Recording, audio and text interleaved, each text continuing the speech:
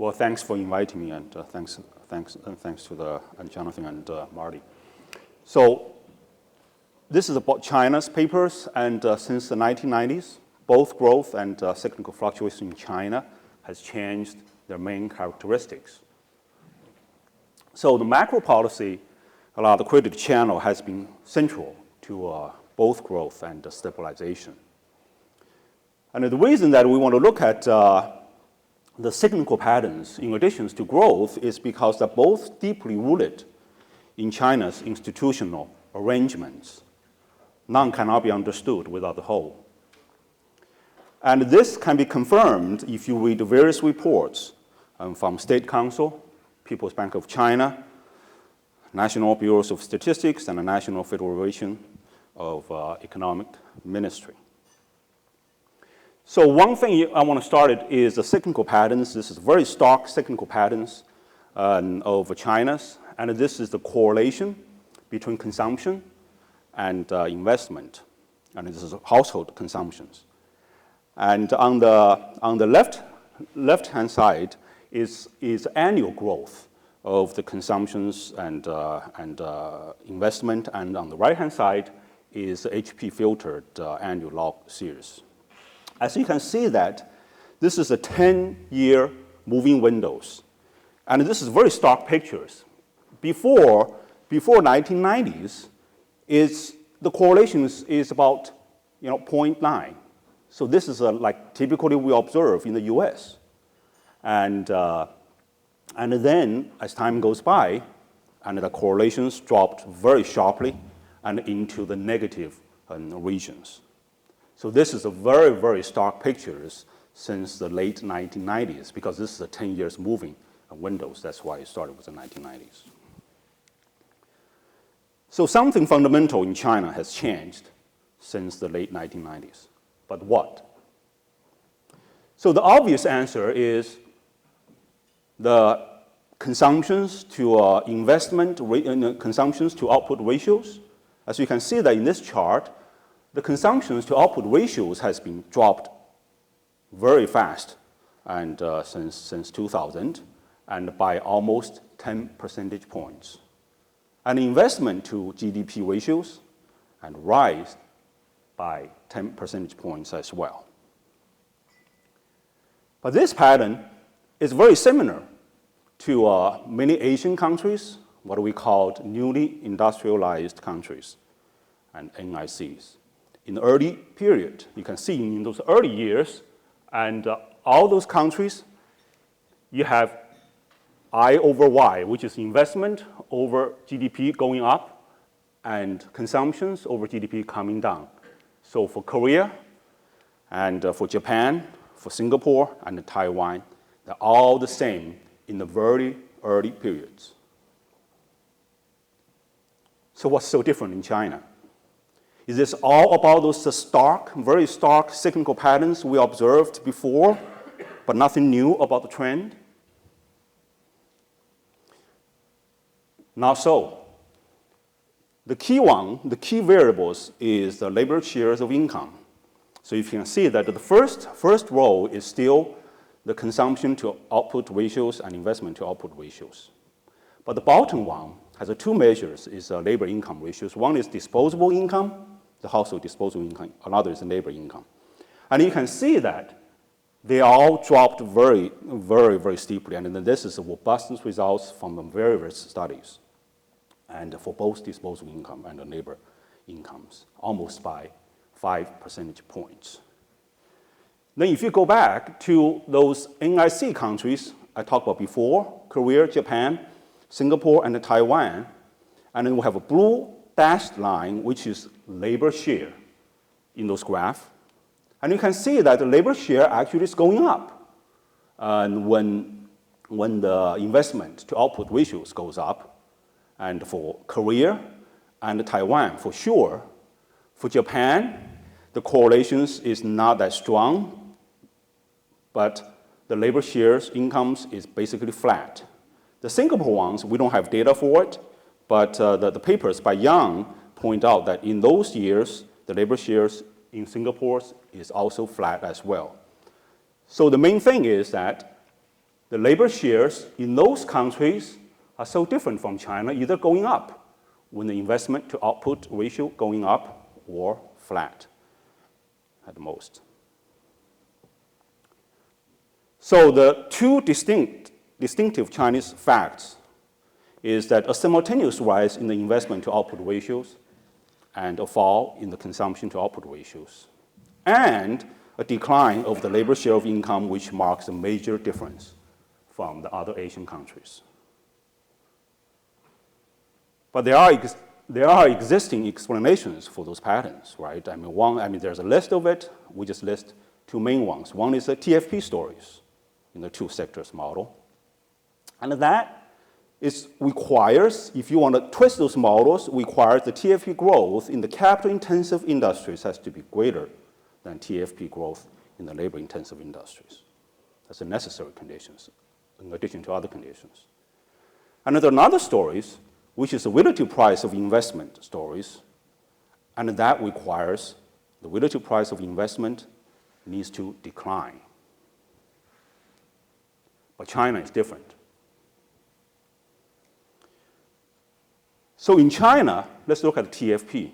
So the TFP in China, the existing evidence shows that the TFP growth in the heavy sectors, and the heavy sectors is mostly capital-intensive sectors, is sectors which I'm going to explain later on, is favored by the government, and it's large firms and most capital-intensive sectors, but not necessarily and all capital-intensive sectors. So in those, in the heavy sectors, the TFP growth is actually slower than the TFP growth in the light industries, or at best, there is no clear-cut evidence. And if you look at the relative price of investment, not declining in China. And the only thing declining is before the late 1990s, and that's that's not where the action is taking place. When the action taking place, the relative price by various measures, investment, you can use the fixed asset investment or gross fixed capital formations, and you can use CPIs, or you can use the price of the retail consumer goods, and they are going up or flat. And also you can use the Penn Web tables or World Bank tables by Narbonne's and the Neiman's measures, and they are also going up or flat. So those two stories are not there to explaining the patterns of China. And of course, you cannot separate that from the very striking cyclical patterns again. Here is an HP filters for the annual data, and also 10 years moving windows of investment and consumption. And you can see that since the late 1990s, it's mostly negative between investment and consumptions. And more important, it's investment and labor income. So you have a labor income, and you have a disposable income, you have before tax income. They all display very, very weak correlations at most, and possibly negative correlations. And we can also use a very sophisticated time-varying BVAR to try those series. And we run 6 variables, VARs with consumptions, investment, labor income, GDP, and 2 types of loans, which is long-term loans and short-term loans, which I'm going to come back to talk about why they're so important for central stories here. And you can see that this is the trend patterns keep going up for the investment to output ratios and going down for the consumption and the labor ratios. And the cyclical component of those 2 variables, we tried various specifications. We don't do Bayesian's test. We just run a bunch of models, and they all point out to that the correlations is between 0.55 to 0.05 between the investment and consumptions, and between the investment and labor income is minus 0.6 and minus 0.23. But in short, they're negatively correlated, or probably at most very weakly correlated. So why has China's macroeconomy changed so drastically since the late 1990s? So there are 2 changes. It's very important related to the macro policies and connected to the banking sectors. One is in 1995, there is enacted the People's Bank of China's law and other banking laws with the decentralizations of banking system, which ironically has led to the concentration of large loans to large firms, because it's supposed to decentralize banking system, but instead you get the concentrations of large loans to large firms, which I'm going to talk about that later more.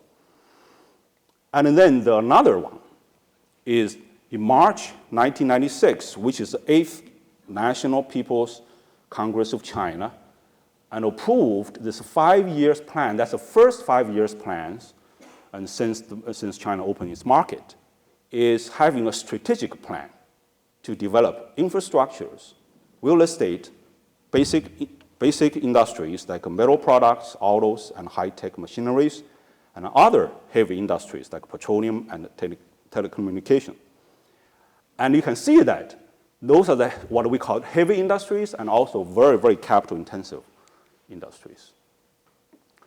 So the model we have, in order to capture those institutional details, is a theoretical model with an open economy with a fixed interest rate. Okay, so in these economies, you'll see that what we have is having heavy sectors with approximated by the capital-intensive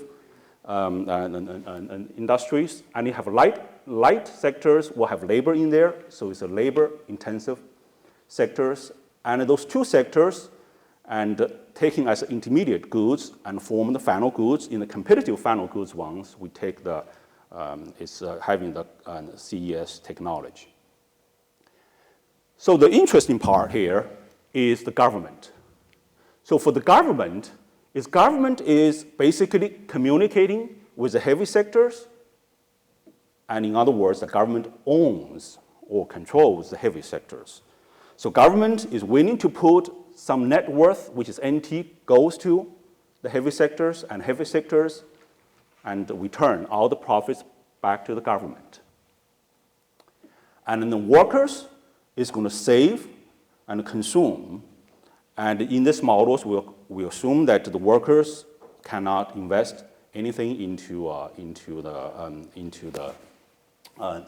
invest, and then has to go through the bank, which is more accurate for China than for the Western countries. So you can see that the banks has a long-term. So the bank actually has two types of banking. One is what we call green banking. Another is we call the yellow banking. The green banking is the banks that make the long-term investment loans, which is following this 1996 strategic plan, and with a collateral constraint. Okay, I'm going to explain why there's a collateral constraint in this green banking ones. And you have a yellow banking, which is not green, but they cannot make a long-term investment to the firms, and then they only can allow to the light sectors. They can only allow to the light sectors the short-term loans, which is financing the working capital, and with a convex cost of the loan processing. And we're going to explain why those features are important in terms of Chinese institutional details. So this is a theoretical model we have, and with this model, and one of the key parameters is the elasticity of substitution, and we have to estimate it. So typically what you're going to have is just following Eichenbaum and Gray's papers, is looking at the value ratio and the quantity ratios and run regressions. But also we're concerned about endogeneity. So what we do is that we put these frameworks into the restricted VAR. As you can see that the second row here is basically is this equations. And then the first row is having all the lags in there.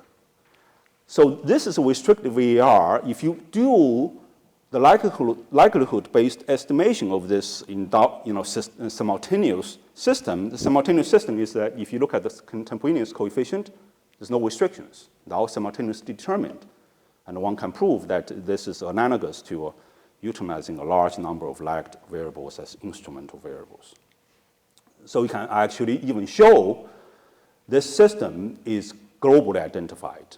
So no matter where you estimate it, it's identified, uniquely identified. And then if we estimate it, the point parameters, we use the monthly data, either use a seasonal adjusted data or non-seasonal adjusted data. So you get a point estimate is 2.32 with error bands very tightly estimated. They're all above 1. In fact, when we make draws of those Bayesian draws, and we don't get any of those below 1. So if you use these models, and you'll see that C over Y is declining, and I over Y is increasing, and the labor share is declining. On top of that, this model tells you that the bank loans, which is the heavy ones, and versus the light ones, is going up. The revenue ratios between those two sectors, heavy versus light, is going up, and capital stock is going up. Are those can be supporting the data? And yes, it is. There's a collaborations from the disaggregated data. So we are looking at the manufacturing data, and the manufacturing data tell us that they have heavy and light, and you can see that the gross output heavy and light ratios since late 1990s is keep going up. Same thing with capital stock is keep going up. Moreover, you have loans, the long-term loans to short-term loans is going up, both in terms of the new loans lent to the firms and also loan and outstanding. So what is this green banking and the yellow banking business here? So what's happening is that the green banking ones is adopt this preferential credit access by the heavy firms because the Chinese government, central government policy is saying that we're going to have a heavy industrialization policy.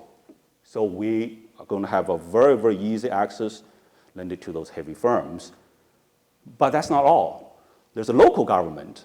The local government actually is going to place the implicit loan guarantees, but requiring the capital. Why is that? Because the local government knows that the central government has the strategies to support heavy industries. So therefore, as a local government, and knows that, okay, this is what central government wants, so have implicit guarantees for the banks to make those large loans to those large firms, but also requires the capital as a collaterals so that those firms will generate big revenues, big tax bases. And why that's good? Because local government official needs to get promoted. So therefore, anything big in China is a good thing for them.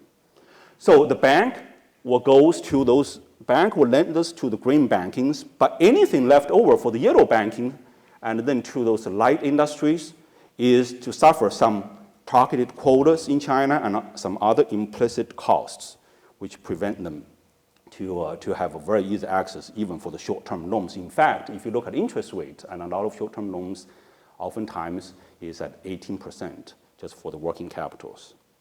So that is the institutional details for the green banking and the yellow bankings. In fact, if we look at the data, you can see that a lot of like medium-term and long-term loans, and it's about the shares of medium-term, long-term loan is about over 75% in the recent years. And the loans to the heavy industry in those medium and long-term loans is almost 90%. And then, as I said, I talked already before that for the local government, and they have implicit government guarantees. So the yellow banking ones is very interesting because many small firms are concentrated in the labor-intensive industries. So if you read the People's Bank of China's various reports on the Chinese monetary policy, it actually reveals something very, very interesting. It's saying that the Chinese government often increase medium and the longer-term loans at the sacrifice of short-term loans because this is due to the overall loan quotas. So that's why our first derivatives of this cost is really designed to capture this kind of cost, and as well as various implicit cost in there. So if you generate this and you shock this credit ones, so this will be cyclical pattern. Okay, the cyclical pattern will say, hey, consumption comes down, investment goes up because the crowded out effect. Okay, you invest a lot, but you crowded out those working capital loans, which is supposed to be go into a very productive light sectors in China, so you can have this opposite movement, and you have labor income is coming down too, and the long-term loans rises, and the short-term loans falls relative to output. And that's the data. The data says that in China, that if you look at right after 2008 financial crisis, you have this huge 4 trillion fiscal stimulus in China. It's all put in the infrastructures and long-term loans, and spikes up. And the short-term loans actually is flat or even declining. So that's precisely the data supporting it. And then if you compare it to the US data, and in the US data, the correlations is about 0.6, and the Chinese data is all negative. So in short, to explain the striking facts, our framework does not rely on TFP assumptions nor the relative price of investment goods, but it does rest on institutional details by taking account of the credit channels, this very, very unique financial arrangement between the two sectors, and also this preferential central government policy, as well as local government implicit guarantees. So hoping that this framework will offer some constructive frameworks for studying Chinese.